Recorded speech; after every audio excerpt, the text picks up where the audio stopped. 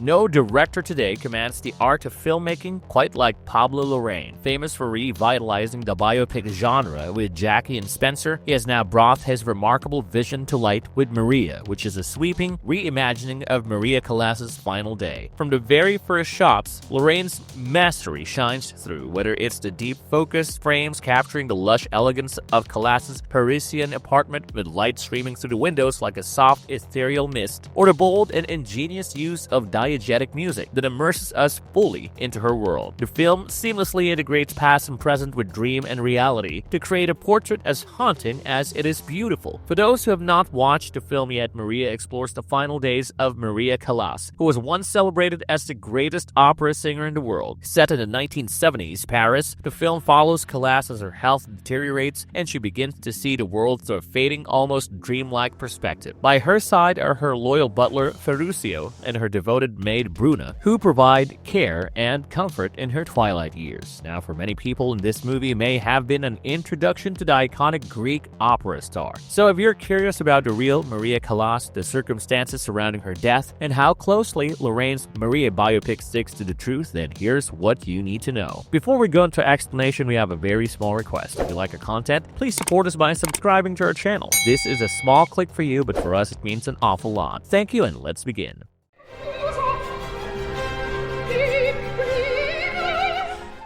How does Maria unfold? It's no secret that artists often live double lives. For Maria Callas, the world knew La Callas, the unforgettable performer who graced the world's greatest stages, but few truly knew Maria, the real woman behind the legend. In Maria, the camera delicately tries to bridge that gap by offering fleeting glimpses of the person she really was and the demons that haunted her in her final days. The film opens with Maria's death on September 16, 1977, but in truth, La Callas had been gone for much longer. It's a heartbreaking reality for many artists whose lives feel like it ends the moment they stop performing. For Callas, that moment came 4.5 years before, when she gave her last performance. In her final days, Maria desperately tried to reclaim the voice that had once defined her, but her body had betrayed her. Time and illness had worn her down, and despite her efforts, she could no longer sing as she had once had, which is portrayed as a poignant reflection on the fragility of both art and the artist. Every day, Maria visited the local theater, driven by her desperate wish to revive her voice, as she longed to sing her Blackbird song before her time ran out. It was the one thing keeping her going, like it was a final act of defiance and self-expression. At this point, Maria wasn't singing for the audience anymore. She wanted to sing just for herself before leaving this world. In the second act of her story, her sister Yakinti Callas warned her that singing might cost her life. But Maria wasn't afraid of dying, as her real fear was leaving without proving to herself and the world that the fire within her still burned. All her life, Maria had sung for others. As a young girl, she sought her mother's approval and the audience's adoration, and later she used her voice to defy her lover Aristotle Onassis, who tried to silence her. But now in her final days, she just wanted to sing for one person alone, herself.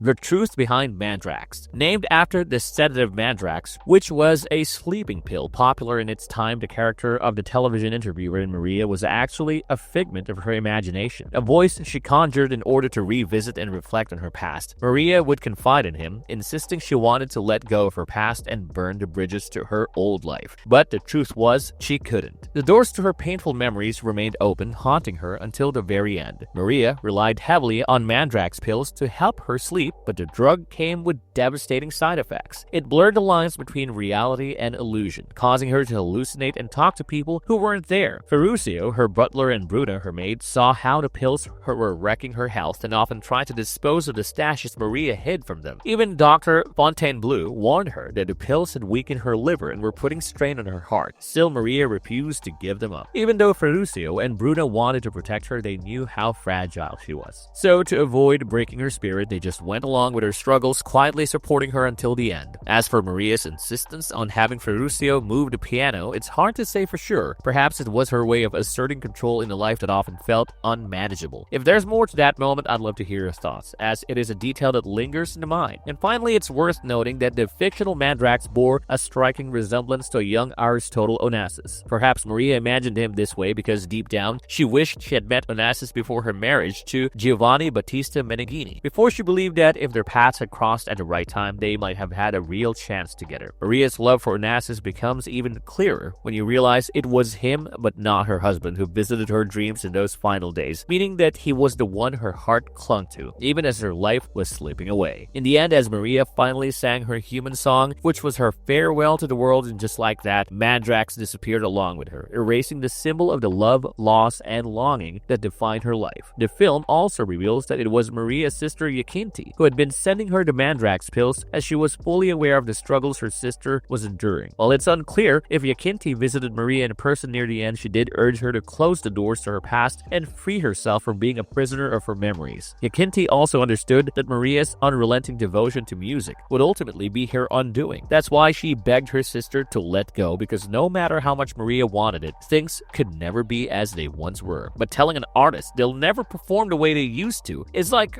throwing down a gauntlet. Maria took that challenge to heart, and in the end, she proved everyone wrong by giving her final performance no matter the cost.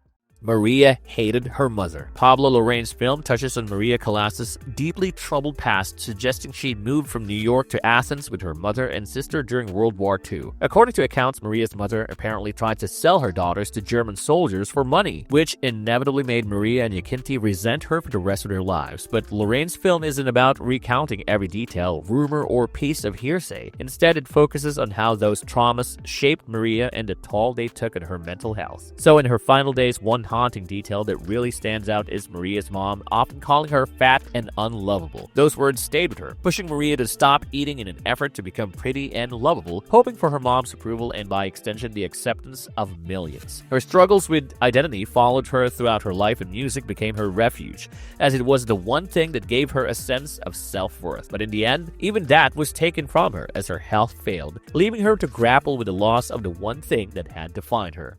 Why did Maria not marry her lover? The second act of the film delves into one of the most pivotal chapters of Maria's life, her clandestine affair with Aristotle Onassis. Their relationship was intense and complicated. Maria even became pregnant with his child, but the truth about what happened to the baby remains unclear. In the film, Maria confides in Mandrax, saying she never married Onassis because she wanted to control her life, just like her mom had, and she refused to fall into that trap again. As for the baby, Maria explains that her body declined the invitation to make another self, suggesting that she may have suffered a miscarriage. Later in the story, Maria senses Onassis' growing attraction to Jackie Kennedy. Desperate not to lose him, she tries to warn President John F. Kennedy about his wife's secret affair with Onassis. But despite her efforts, Maria and Onassis were doomed from the start. They came from entirely different worlds, and while their love endured, continuing in secret until the end, they were never truly able to be together.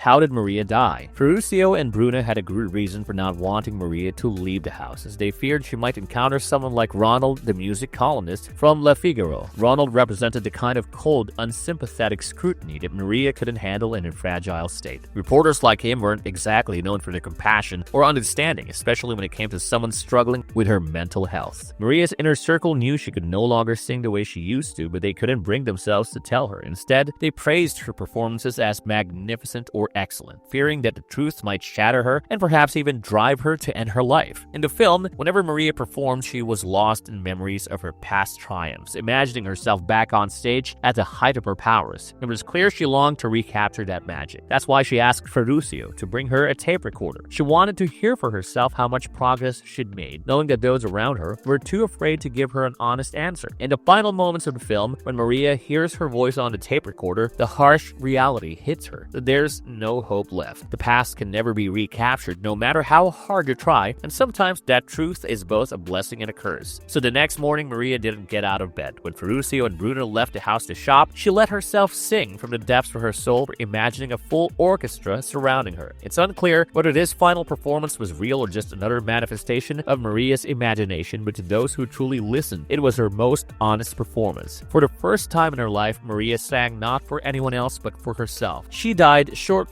after from a heart attack, but in that moment, she had achieved what she had always longed for and brought La Callas back to life, even if it cost her everything. How accurate is the Maria biopic as compared to the real life of Maria Callas? Like many Hollywood films based on true stories, Maria took many creative liberties by blending fact with imagination to make the narrative more engaging. Since much of the film focuses on the final days of Maria Callas when she was living in near isolation in Paris, many of the scenes and dialogues are speculatively crafted by director Pablo Larrain and screenwriter Stephen Knight. However, this speculation was grounded in extensive research into Maria's life, especially the final years, and how the operas she performed could reflect the struggles she faced in her own life. Stephen Knight also mentioned that he was provided with researchers who helped him uncover lesser-known aspects of Maria Callas's life. This included first-hand accounts from Callas's former butler Ferruccio, whose character is portrayed by Italian actor Pier Francesco Fabino in the film. Knight emphasized that he valued the memories of living witnesses to real events, as they are worth more than anything you can gain from a text from Angelina Jolie. Also shared that the real Ferruccio was very protective of Maria Callas. She explained that Ferruccio is still alive and has never shared stories about Maria with the press. According to Jolie, he shared some thoughts and stories with the team but chose not to visit the set. It is kind of beautiful to realize that toward the end of her life, Maria had a few people who truly loved her. It is also said that in the final weeks of her life, Maria Callas was attempting to rebuild her voice. While the reason behind this is unclear, the filmmakers speculated that she might have been doing it for herself. Stephen Knight explained that he and Pablo Larrain were aware of the fact that shortly before her death, Callas was trying to restore her voice, but without the intention of performing for others. He suggested that perhaps she wanted to die whole, with herself and her voice reunited. The production team also took great care in recreating Maria Callas's real-life Paris apartment as accurately as possible. Production designer Guy Hendrix Diaz mentioned in an interview that after visiting Callas's actual apartment, he and Pablo Larrain were determined to make their set as faithful as they could. They referenced Maria's real-life decor closely by using photographs from publications like Paris Match and Vogue, as well as archival footage from her famous interviews with Pierre de Gros for the National Agency of French Television and Radio. Diaz also noted that there was a distinct aesthetic difference between Maria's private spaces, such as her kitchen, bedroom, and dressing room, and the areas where she entertained guests, studied, and worked. For some of the flashback sequences depicting Maria Callas's relationship with a real-life business magnate Aristotle Onassis, the production team faithfully recreated Callas's own archived footage. Cinematographer Edward Lackman explained that there was a part of the film where they were recreating her home movies. These included scenes of Maria with the people closest to her, such as moments with Aristotle Onassis on his yacht. Lackman also mentioned that he had access to the real home movies as a reference for these sequences. What really was Maria's cause of death? So Maria Callas's official cause of death was a heart attack, but the film Maria suggests that the heart attack may have been triggered by her incessant drug abuse. One of the most significant inventions in the movie is the character of Mandrax, played by Cody Smith-McPhee. This interviewer is a hallucination experienced by Jolie's character while she is under the influence of the addictive psychoactive sedative metacolone, which is also known by the brand name Mandrax. There have been reports that Maria Callas suffered from a degenerative disease, which she was treating with cortisone and immunosuppressants, and these medications can increase the risk of heart failure, which is indeed her official cause of death. However, there is no public record confirming that Callas took Mandrax, the drug featured in the film, which was known as Quaaludes in the US. While Mandrax was commonly abused in Europe during the 70s, leading to its discontinuation in the mid-80s, an overdose of metacolone can reportedly cause cardiac arrest. Even though it's not entirely out of the realm of possibility, it remains speculative. But the notion that Callas hallucinated and interviewer named after the drug she might have been taking is purely fictional. However, it certainly adds an intriguing element to the film. So that was it for this video, but I must ask, have you guys seen Maria yet? And more importantly, would you like to know more about the real-life Maria Callas? Let us know about your thoughts and opinions in the comment box down below. If you liked our content, don't forget to leave a like and subscribe to us if you haven't already. Have a good one and be safe. Thanks, everyone.